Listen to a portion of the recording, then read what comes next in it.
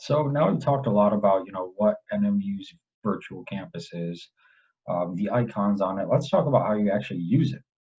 So upon entering the website link and password that we provide you, you'll be plopped down into this little space right here. And this is what's known as our courtyard.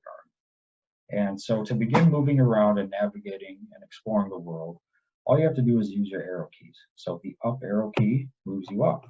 The down arrow key moves you down. The same for the left and right arrow keys. And as you move around the world, you'll actually begin to notice that a lot of things can be interacted with. And when something can be interacted with, it'll typically glow in this yellow hue.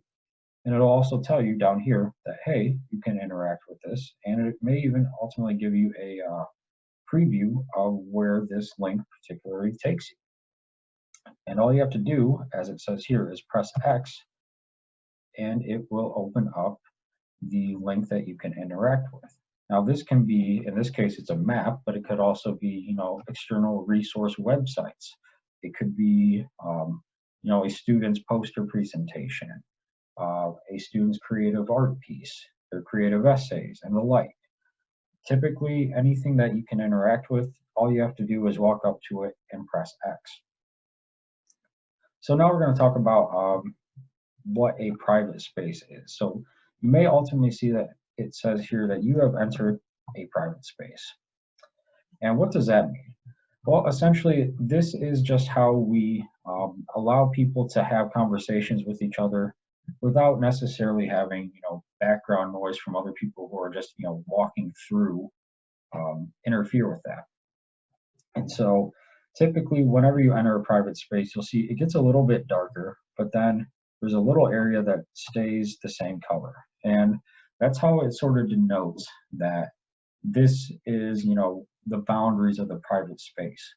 And anyone who's in the private space can talk to each other, communicate with each other, no problems. But anyone outside of it will not have any luck communicating with people inside. So even if I am here and I'm talking to someone here who's not in the private space, they won't be able to hear me. So they have to be ultimately in this space to be able to engage. And you'll see that a lot, especially in some of the poster rooms, some of the creative art piece rooms. You'll ultimately have these private spaces. That way, you can have an engaging conversation and presentation with other people without necessarily being interrupted by all that background noise. But yeah, that pretty much covers it for as far as like how you interact with the world and whatnot, at least from like a participant standpoint.